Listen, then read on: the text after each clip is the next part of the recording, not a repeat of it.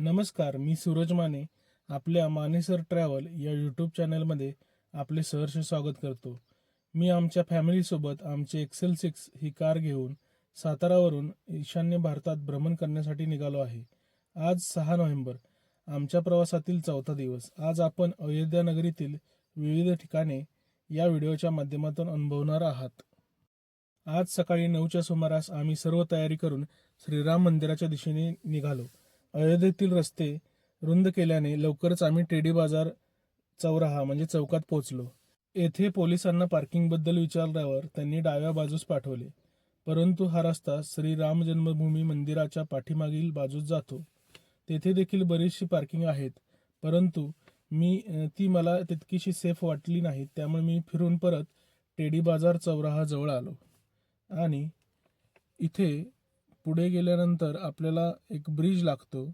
त्या ब्रिजच्या starting point जवळच अरुंधती फूड अँड हॉस्पिटॅलिटी अशी नावाची बिल्डिंग आहे. त्या इमारतीत पे अँड पार्कमध्ये गाडी पार्क करण्याचा निर्णय आम्ही घेतला.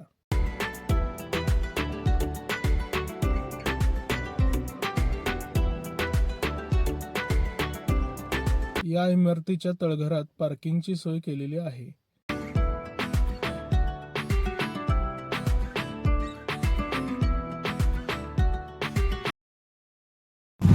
टेडी बाजार चौकातून पुढे खाजगी वाहने नेता येत नाहीत. त्यामुळे इथून पुढे इलेक्ट्रिक गोल्फ कार्ट ज्या ट्रस्टच्या वतीने चालवले जातात त्याने जावे लागते, किंवा तुम्ही खाजगी ई रिक्षाने सुद्धा जाऊ शकतात.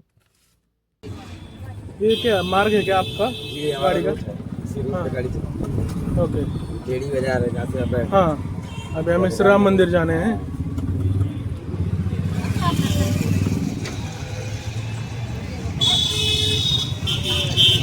या गोल्फ कार्टना फिक्स रूट ठरवून दिलेला आहे आणि प्रति व्यक्ती 20 रुपये भाडे आकारतात.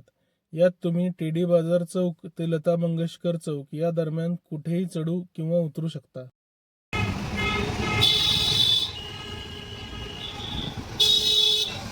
मतलब वहाँ से आगे लता मंगेशकर चौक तक गाड़ी मिल जाएगी, हनुमानगढ़ी तक वगैरह, और आगे नया घाट पे जाने के लिए पैदल जाना पड़ेगा बस. वही लता मंगेशकर चौक भी ले आना है. Okay okay.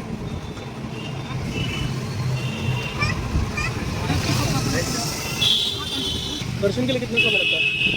हाँ, 1 घंटा पास होतो.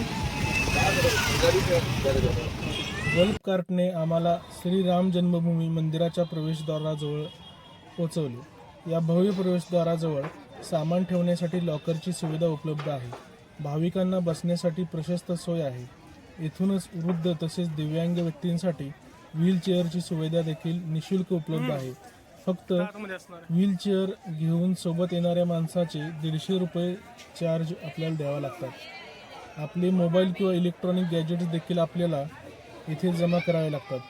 आपल्याला काही देणगी द्यायची असल्यास येथेच काउंटरवर तशी व्यवस्था देखील उपलब्ध आहे. आमचे सर्व साहित्य, कॅमेरा व मोबाईल जमा करून आम्ही दर्शनास गेलो. त्यानंतर परिसरात असलेल्या दशरथ महल, कनक भवन, हनुमानगढी या मंदिरामध्ये जाऊन देखील दर्शन घेतले. श्री राम जन्मभूमी प्रवेशद्वाराजवळ पोहोचून सर्व साहित्य ताब्यात घेतले आणि तिथून गोल्फ कार्टने लता मंगेशकर चौकात गेलो व तिथून चालत शरयू नदीच्या घाटावर पोहोचलो. गुप्तार घाटाच्या तुलनेत या घाटावर फारशी स्वच्छता दिसत नव्हती आणि भाविकांना सुरक्षित स्नान करता यावे म्हणून फ्लोटर्सची व्यवस्था होती, परंतु त्यामुळे घाटावरील पाणी खूप खराब झालेले दिसत होते. शरयू घाटाचे दर्शन आटोपून आम्ही लता मंगेशकर चौकातून गोल्फ कार्टने पार्किंगपर्यंत पोहोचलो आणि मग तिथून पुढे कॅन्टोन्मेंट परिसरात गेलो.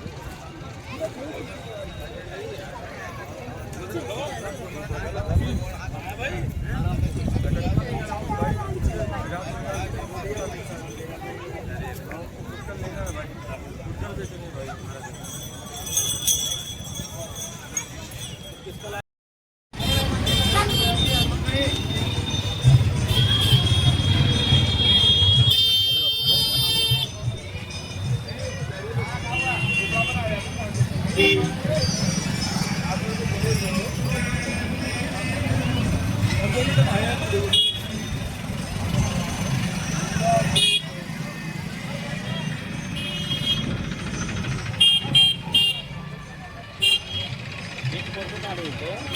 दिवसाचा बराचसा भाग शिल्लक असल्याने आम्ही संध्याकाळी 4:30 ते 5च्या सुमारास अयोध्येमधून निघून आमचा पुढचा प्रवास कुशीनगर या उत्तर प्रदेश सीमेवरील शहराच्या दिशेने सुरू केला.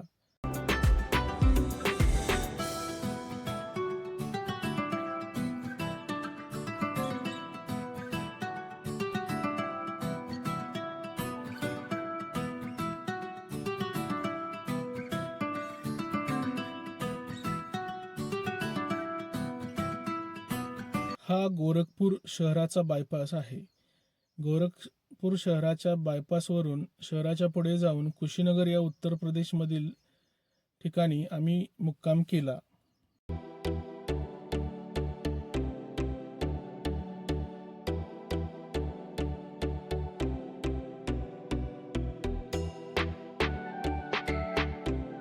तर चला मंडळी, आजचा एपिसोड येथेच संपवतो. लवकरच भेटूया पुढच्या व्हिडिओमध्ये. आणि असेच माहितीपर व्हिडिओ पाहण्यासाठी आपल्या चॅनेलला सबस्क्राईब करा आणि व्हिडिओ लाईक व कमेंट करा.